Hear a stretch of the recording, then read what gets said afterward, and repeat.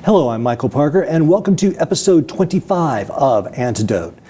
If you live in a major metropolitan area, you've probably grown accustomed to a massive amount of air traffic above your heads. But what if you discovered that some of it might be surveillance? Would you be surprised? What would you do with that information? Well, today our guest in the studio is a man who stumbled across some of this information. His name is John Wiseman. He is a technologist. He is a former Google employee. He studied artificial intelligence at the University of Chicago, and he is a blogger. And what we're going to talk about today is, well, I'm just going to let him tell the story. John, welcome to Antidote. Hi, thanks. Thanks for coming on. Before we get into what all of you've done, you're not originally from LA. That's right. You're from Chicago. Yes. So you moved to LA early 2000s. Yeah. And just so people know, so we can give some context to what drove you to do what we're about to discuss, you mentioned in your paper, because he has a Google Doc, which we will have a link for you to check out later. You explain that something happened that precipitated your research into aviation. Yeah, I just moved to LA, and I was having a lot of, it was really exciting, and I was walking down the sidewalk one day outside of my apartment carrying my laundry basket, and there was a helicopter overhead, and suddenly the spotlight came down from the helicopter and just kind of transfixed me. It, stopped on me, looked at me for a few seconds, and then just moved on.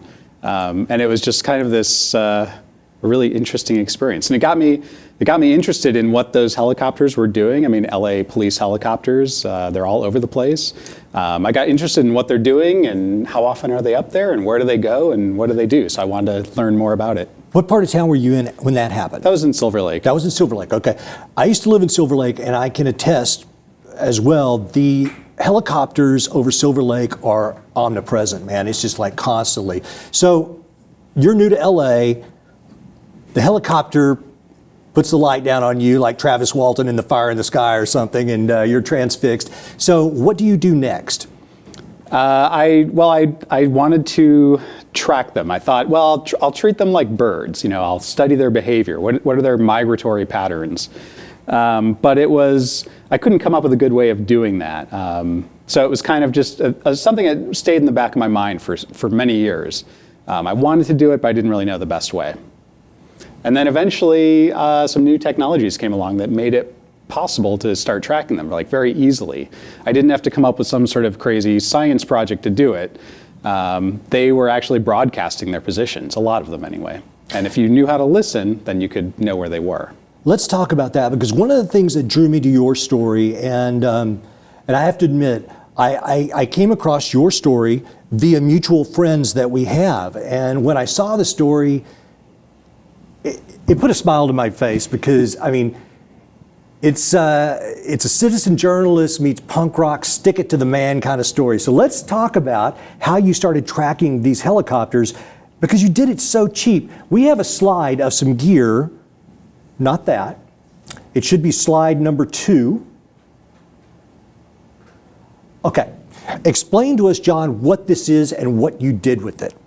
So there's 2 pieces of electronics here. On the left, this is it's a software-defined radio USB dongle.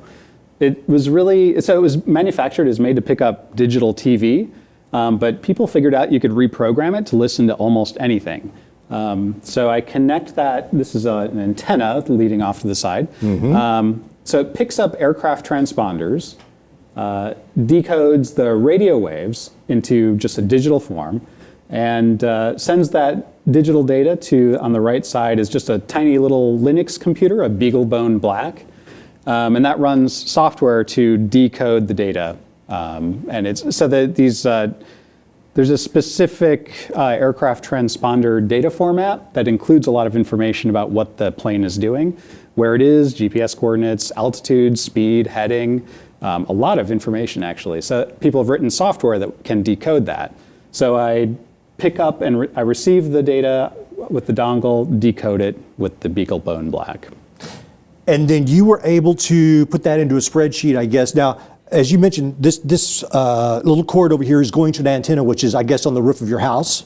It's actually just sitting outside? on a table on my deck, yeah. And this whole little rig that you've got here is $70, $80? Yeah, maybe even a little less than that. It's like about this $20 for the dongle and $30, $40 for the computer. Okay. Yeah, and it's maybe that big total. Okay, so well, tell me what kind of information you started being able to get and how long you were doing this. I started sort of dabbling with this maybe a couple years ago, and there's people have written software. There are free programs you can get, run it on your computer, and you get kind of a virtual radar screen. Mm-hmm. So you see nearby airplanes. This can probably pick up usually within about 100 miles, occasionally further than that. So you see all the aircraft within that range, where they are, how fast they're going, what kind of aircraft they are. There's a unique identifier that they all broadcast, and you can cross-reference that with FAA data, so you know who owns it, what kind of plane it is. People even compile like regular airline flights, so I can say this is going from LAX to Vegas, or whatever the flight plan says. What kind of aircraft could you not pick up with that information? Let's see. There's different aircraft send different amounts of data. Every aircraft pretty much is sending at least its altitude. This sheet, this is one of your files that you created. Tell us what we're looking at. So this is a list of maybe 30 aircraft that are being picked up. Yeah. And you can see on the left side there's this hex unique ID for the aircraft. You can see what they're squawking. So there's on the transponder you can squawk a code. Yes. Usually air traffic control just says they instruct you what to squawk. It helps them keep track of you on their screens. Mm-hmm. But there are some other things, other subtleties about the squawk codes that come up later. You can see flight numbers. Sometimes it's a registration number. Yep. Like the one on the top of the list, you can see the flight number is N662PD. A lot of the police department aircraft, so that's a LAPD helicopter. A lot of the at 1,000 feet. Right, altitude 1,000 feet. That one doesn't have speed, heading, or position. But some of the others, you can see how fast they're going, which direction they're traveling, and their GPS coordinates. At that point in time? Yeah, at that instant. Okay. So you're getting a lot of information here. Yeah. So you start collating that. Now, I guess you threw it into a spreadsheet or something. How did you, when you start getting all this information into your computer, how did you start kind of correlating it into something that you knew what to do with? Yeah, that was kind of the key to really seeing any patterns, was creating a historical archive. Yes. Because I would look at this occasionally and I'd say, well, I feel like I see N662 PD all the time, or other specific planes, but I didn't have like the historic record to examine. Mm-hmm. So I started putting it all into a database, just like a free database running on Linux, Postgres. And once I did that, I did it for a few months, and even at that point, even after just a few days, I was able to say, wow, I see this plane every other day, or I see this plane, once a week. Yeah. So I was able to start seeing patterns more easily. Now this is a map that I saw in your paper. Now this is 2 weeks of transponder pings. Right. Okay, this is the Los Angeles basin. Beverly Hills, West Hollywood, Santa Monica's over there, Monterey Park, Montebello, all this. Now, is that LAX at the bottom, I guess? Okay, so these green lines, what does this mean? Those are different flight paths. I think, there's a couple green lines going east-west from LAX. I think those are, the landing approaches. And you can see takeoffs to the west, and they're not quite as straight because they kind of take off and turn right away. And then every single green point is? Every single green point is a transponder ping that contains position. There's a lot more than this. If you zoom in, you can zoom in infinitely far almost, and what making this map showed me is like, it doesn't just seem like there's always a helicopter or a plane overhead. There really is. Like every square foot of the city almost. You said you had 5 million transponder pings in 2 weeks. Mm-hmm. Yeah, and those are just the ones that have position. Right now, maybe a third of aircraft are broadcasting their position. So there's a lot more aircraft up there than this map shows. So, okay, so this brings us to this point where now you can tell what's in the sky for the most part. You're identifying police helicopters, you're identifying public transportation, airlines and things of that nature. And then the tide turns, something strange happens. An article comes out in the Washington Post about the time of the Baltimore riots. Explain that. Yeah, the Washington Post published this article about how, basically it was just about how a guy saw a plane circling overhead and he thought it was the FBI. And he didn't really say why he thought it was the FBI, but he had some screenshots from one of the flight tracking websites, Flight Radar, of a plane circling, doing multiple circles over a neighborhood. And in the article, they do a little more research, and they published, I think they published one piece of info that let you track down. Oh, they mentioned the owner of one of the planes. I think it was NG Research. Yes. And so when I saw that, I thought, well, I don't know. I don't know why he thinks that's the FBI. It's kind of interesting, but why is it owned by NG Research? And I just thought, well, maybe this is a good use for all this data I've started collecting. I mean, it's kind of a hobby, right? I didn't have a goal in mind when I started collecting. It was an interesting thing to do, and you had the know-how to do it. Right. But then this gave me a question to look into. So, some guy in his backyard in Baltimore sees a Cessna. This is in the general direction of the Baltimore riots, which occurred in late April and early May. He thinks it's something. So the article in the Post, they eventually identify those two planes. I identify a Cessna 182 Skylane, which was owned by the NG Research, which you mentioned, in Bristow, Virginia. And that plane was at 3,400 feet. The other plane was a Cessna 560 Citation V, which I guess is a smaller jet, and about 6,400 to 9,400 feet. So they've identified these two planes as being that. They don't know who owns the second one. So you go back to your information, which you now have databased, and start looking into the rest of your information to see if there's... Yeah, well, the starting point, the seed was this company name, NG Research. Okay, so I just started Googling them, and pretty quickly found, posts from, on online forums going back for years where people were talking about, I think this might be an FBI front company. And I've seen a couple of these planes that are owned by them. And so sometimes I would give a tail number. And so when they did that, then I would check my records. Have I seen that plane over LA? And then once or twice, yeah, I did see those planes over LA. And then I found, and then the next key part was, these forums are kind of fringe, conspiracy, gun rights, kind of the paranoid fringe of the internet a little bit. But there's some information in there. Well, yeah, it turned out, I didn't know how credible it was, but I found one piece of info. Someone on the internet claimed that FBI surveillance planes use a particular squawk code on the transponder. And that was something I could check directly in my database. What planes have I seen that squawk 4414, which is what this guy said they use? It sounded a little ridiculous to me. Why would they do that? It's, why advertise the fact that you're a secret FBI surveillance plane? But this turned out to be one of those things that, even though it was kind of the paranoid fringe of the internet, they were completely right about it. I found, I had maybe 30,000 planes in my database at that point that I'd seen, picked up signals from directly. And of those, I saw 8 that had squawked 4414. And was it also 4415 occasionally as well? Yeah, occasionally. Okay. Over LA, I saw one plane that had squawked that code. Okay. So I mostly used 4414. Does that mean anything different that you know of, or just? No, it's part of a range that is reserved by the FAA for federal law enforcement. But I don't know if I don't know if there's a difference in meaning between those two codes. Okay.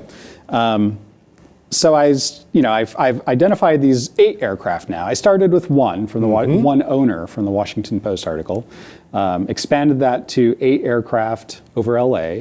looked up the owners of those 8 aircraft. One of the aircraft was owned by NG Research, but then the other companies that some of the other owners that these planes were registered to, well, there were some, like right away I saw some weird patterns. The names of the companies were very similar. It would be like ABC Research, XYZ Aviation, just generic 1, 2, 3 Leasing. Yeah, a lot of them were literally like 3 letters and then kind of this generic aviation term. And then when I checked the FAA records, like, what is the laziest fake name I could come up with? yeah, it really did seem like that. And then the FAA ownership records for aircraft are public. You can download the whole database and scan it. And so I looked up the addresses of these. Yeah, I was trying to find more information on these companies, and immediately saw all these companies are registered to addresses. They're registered to P.O. Boxes in Bristow, Virginia. P.O. Boxes. Just like NG Research. Yeah. And so I thought, that's pretty weird. Like, now maybe I think something really is going on here. That's pretty strange. Honestly, I kind of felt like, is this the FBI or is this the CIA? Like, does the FBI have front companies? I knew the CIA did for airplanes. I hadn't heard of the FBI doing that. But then then it turned out, just by looking at the FAA ownership records, Department of Justice has planes registered to P.O. Boxes in Bristow, Virginia. So it's all pretty circumstantial evidence, but it's a lot of it. And well, clearly there's some weird. post office box or some post office in Bristow, Virginia that has a lot of interesting post office boxes that may have absolutely nothing in them, but. Yeah, well, actually, I mean, not only were they kind of lazy in the naming of these companies, but I think there's at least 2 companies that share a P.O. box with Department of Justice. I mean, it wasn't super hard it wasn't super secret stuff, but they were trying to cover their tracks a little bit. Because 2 of the companies you had, like OBR Leasing, you got PXW Services. Those are just some of them. Okay, so that brings us to this point where, yeah, you found these fake companies, you found these planes. They're all a P.O. box in Virginia. And then the Washington Post story with the admission. Yeah, so I had actually, from those 8 planes and using publicly available records, looking at who owned those planes, what other planes did they own, I built a list of maybe 100 planes I thought were owned by possible front companies. But, this was all built on what I felt like was a pretty weak chain of evidence. I mean, I was, sort of taking. It was definitely some circumstantial, suggestive evidence, but I didn't feel like I had anything concrete. I don't know for sure that there's any link. I don't know for sure that this internet commenter was right about FBI transponder squawk codes. So I kind of put it aside for a little bit, and then there was an article, a Washington Post follow-up, where the FBI admitted that NG Research was them, and that was their plane over Baltimore. And so at that point, I felt like, okay, they've admitted that this is their front company, and that provided the most concrete link in my chain. I mean, that's kind of where it all started. So that helped solidify, I felt like, the rest of my conclusions. I think that's vindication. I mean, and it's in the press. This is not some wild, crazy tale. This information is out there, and you came to your conclusions through publicly available documents and information. So the FBI admits NG Research is them, and NG Research is one of these dozen companies. And then the Associated Press also broke a story around the same time where they admitted there were at least 50 planes. And I think they also said that there was about a dozen front companies. And this is all over the course of summer 2015. Yeah, I think the first Washington Post article came out, and then maybe a week later, the follow-up where the FBI admitted the link. And then I think it was another month before the Associated Press published their research.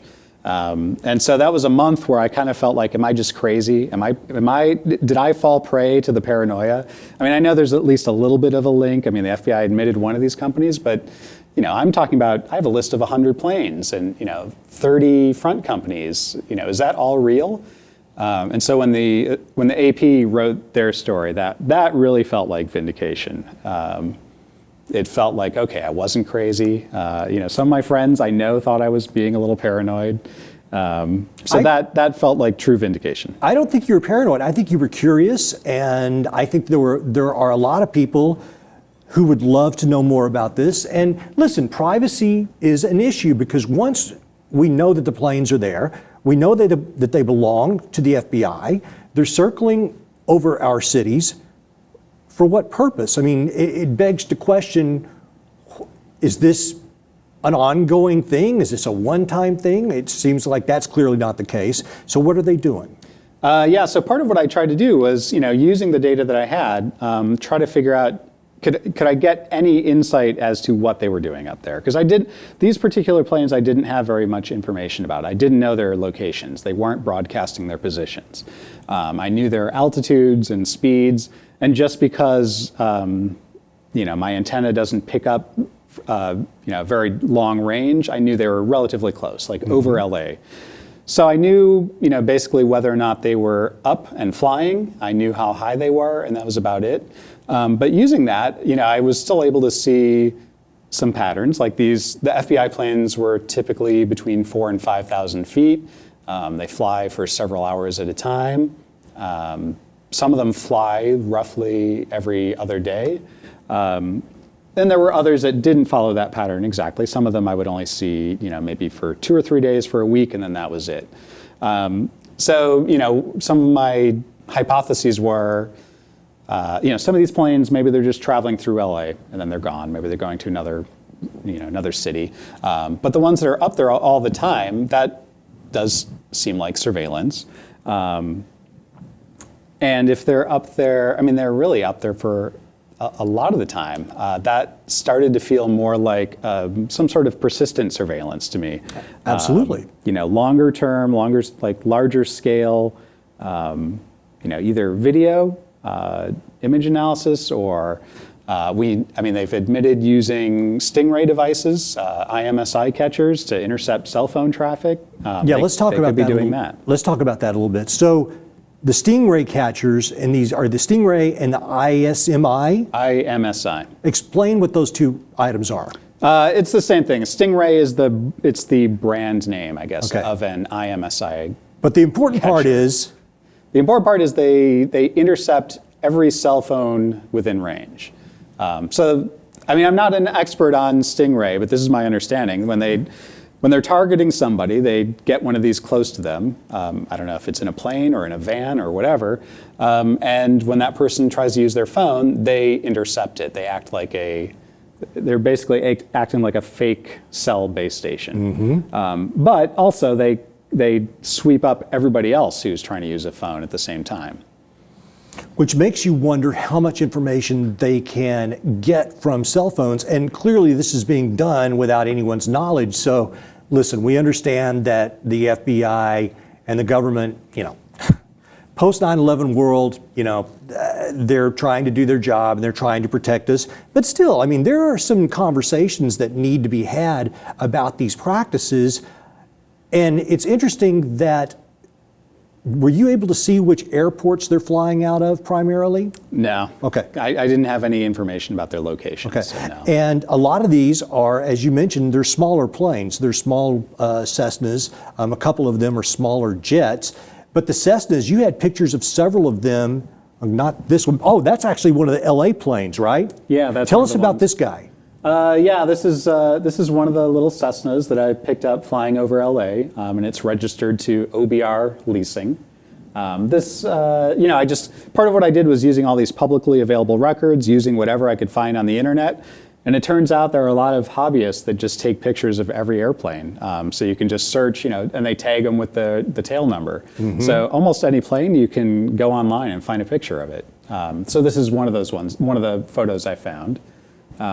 This one you don't see So then I started, part of my investigation was what kind of planes are they flying, and can I see, surveillance equipment on them? This one, you don't see anything. It has a lot of antenna, but maybe that's normal. I don't know. But some of the other photos, you can see a camera turret like on the plane. Yes. So the photos help me put together the idea that these are really for surveillance. And they're flying low, and I guess you don't want to have to spend a lot of, you want to do it as cheaply as possible, Yeah, and right. and no pun intended, but under the radar if you can. So it's like you do want these small hobbyist type planes. Yeah, these are cheap to run and Yeah. fly, and they're not super high tech. If you're a federal agency and you want to keep your budget reasonable and you still want to have coverage over every major city and a lot of medium-sized cities, these seem like the perfect plane. Well, you mentioned there was a person in Minneapolis who's also doing some good work on this right now. I have his name here somewhere, but you can probably help me. Sam Richards, I think. Sam Richards. I was looking at some of his work last night. Sam Richards has been, he's on Twitter, you can find him, and he's got a lot of the FBI plane stuff there.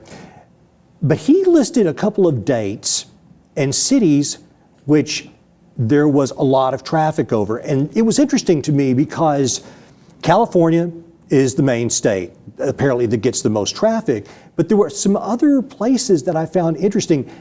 In Southern California, it was Long Beach, Burbank, and a little past Burbank, which I thought was kind of odd. I don't know why.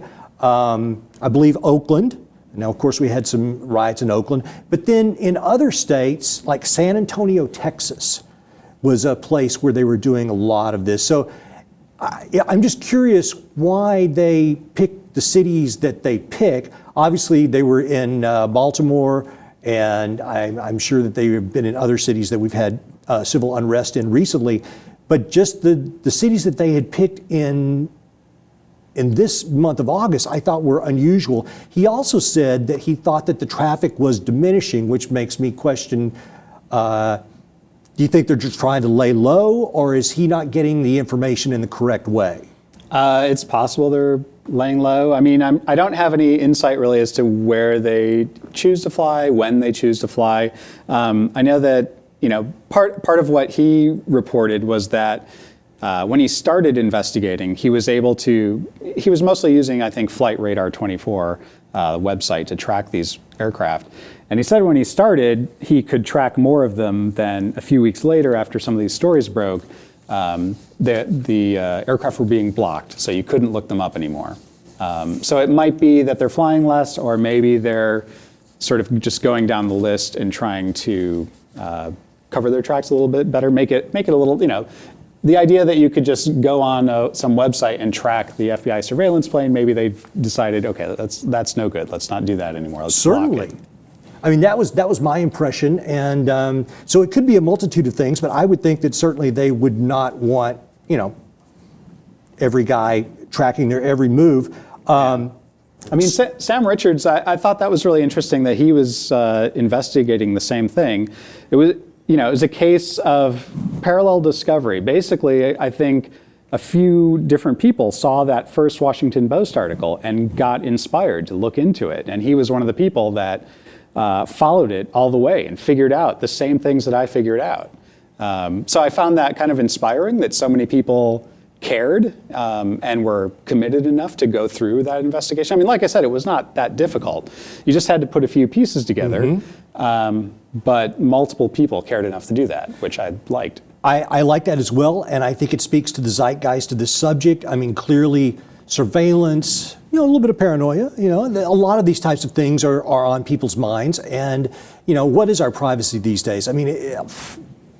We have very little of it. And so I guess what's next for you? What do you do next with this? Well, I am sort of generally interested in surveillance, and one of the things that one of the parts that made me smile about this a little bit is that the way that I went about doing this, the way I tracked the government surveillance was it was basically applying the same principles of persistent surveillance, using historical data that I'd collected, that I didn't know what I was going to do with it. I had no purpose, but I collected the data. And then later, at some point, I had a target. I found a particular aircraft I was interested in.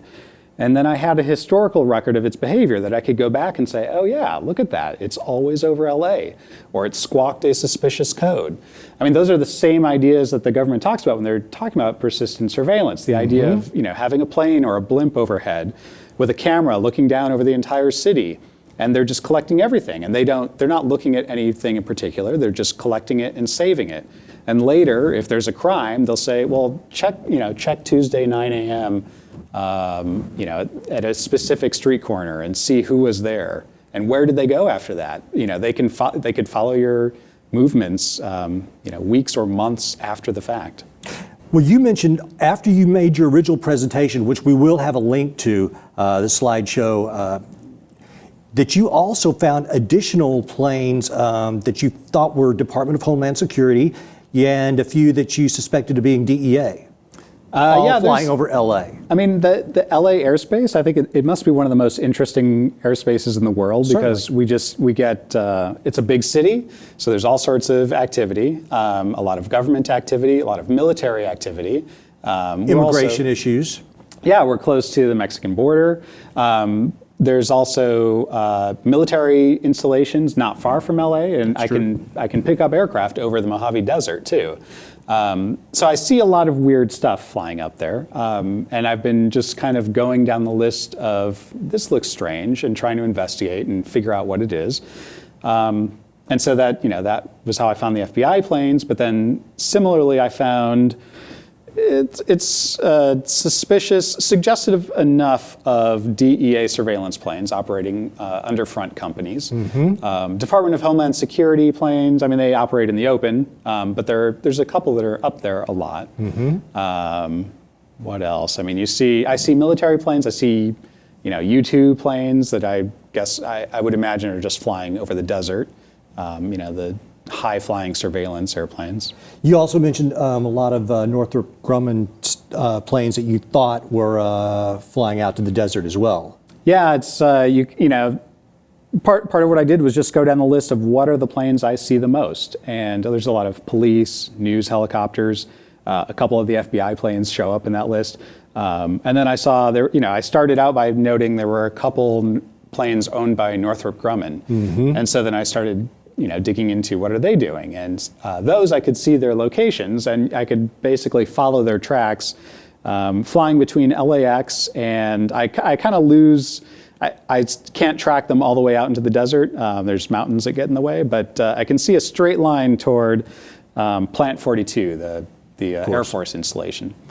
So I think they're just, they're shuttling Northrop Grumman employees out there and back every day. And I think we actually have an old picture of Plant 42. I think we've got an old B-1 bomber from 1984. This is it, yes. So listen, the conspiracy people are going to want to know Janet flights, and depending on which way you fall on this issue, chemtrail planes. Like, how much information could you get about those types of planes? The Janet flights, I've picked up a couple of those. Yep. Once in a while, I don't know, the radio propagation works out just perfectly, and I can pick up a plane that's over Vegas, 200 miles away. So I've gotten a couple Janet flights, not very much info about them. Chemtrails, I don't know. Basically, if you tell me an aircraft, I can check to see if I've seen it. I just put it out there because depending on which way people fall on it, and like if you saw a chemtrail and you could say, well, what is that plane? And it turns out to be just Joe Blow Virgin flight that was going to Dallas or something. You can make determinations. But I'm just curious. And the another thing, I'm going to ask you to completely speculate because you did all of this for under $100. I still have, I know we're going to wrap this up really quickly, but since I've got you here and we're talking aviation, this whole idea of losing planes in 2015, to me is dubious. It's remarkable. Malaysian Airlines 370, you know, a piece that supposedly they found some fuselage the other day, which may or may not be part of that plane. But with all of the technology that we had, the ADS-B and the Inmarsat satellites and all this, I mean, what do you think about losing planes? It just seems like a problem we shouldn't be having. It's, well, I mean, even something like ADS-B, if you look at sort of the details of the system, so that, like those transponders, they ping when they're hit by a ground radar. So Yes. they have to be within range of a ground radar. Okay. And to get good coverage, I mean, there's like hundreds of air traffic control radars just in the US. You know, because there's terrain in the way. They need hundreds of radars to do it, to get good coverage. And still the plane can get out of coverage. So the idea of losing a plane, it doesn't seem that crazy to me. Right. You know, if you don't have a reason to build a bunch of radars in the middle of the ocean, then it doesn't seem that wild that something would disappear. Understood. Good point. Last thing, drones. You had a blogger site regarding drones, and drones are certainly a hot button subject at the moment. Did I see something the other day where you had some information about people using certain electromagnetic frequencies to disable drones or something? Well, acoustic frequencies. Yes, okay, Yeah. all right. Yeah, there was a paper that just came out about using basically very loud sounds. Well, okay, so the way that a lot of these drones are able to fly is because they have little, you know, very tiny gyroscopes. It's the same thing as in your phone. You know, your phone Your can tell which way you're accelerometer or tilted. whatever it Right. is. So they have the same thing. But so a couple people thought, well, you know, a lot of these devices have a resonant frequency. And usually the resonant frequency is way too high a frequency, ultrasonic. It doesn't make a difference. No one's ever going to hit that frequency.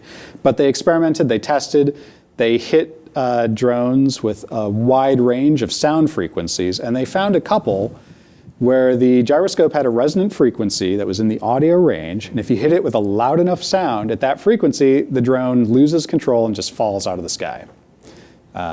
So it was kind of a clever drone countermeasure.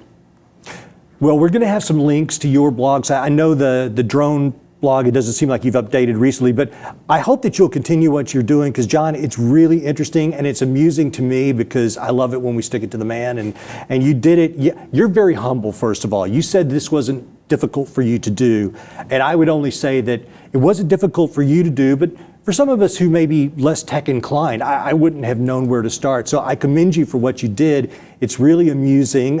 Has anyone contacted you to say, John, cut it out? No, but I have been contacted by a lot of other people that are interested in investigating further, all over the world, actually. It's been interesting. All right. Well, John, thank you so much. This has been a really amusing and interesting topic to me, and I hope you guys like it. Let's hear for your comments below. Keep it classy. Next week, we are going to have on a man who was at the Twin Peaks restaurant in Waco during the shootout and then spent 33 days in jail, so I hope you'll tune in for that. John, thank you so much for coming on. Thanks. It was great being here. It was a pleasure. Ladies and gentlemen, my name is Michael Parker. This has been the 25th Golden Anniversary edition of Antidote, coming to you from Beverly Hills, California, somewhere on planet Earth, third stone from the sun. Until next week, we're the Antidote.